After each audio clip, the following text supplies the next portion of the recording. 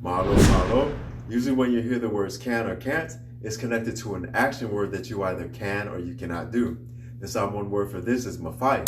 Mafai connects to another verb with the term ona, mafai ona.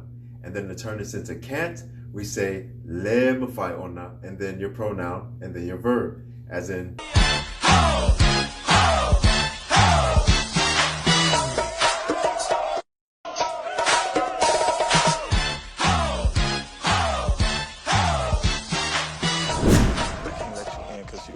for this club, not, for the earth.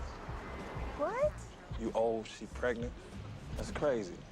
Why y'all want to be in here anyway? Y'all need to be at a yoga class or something. That's not even good parenting right there. Oh, God.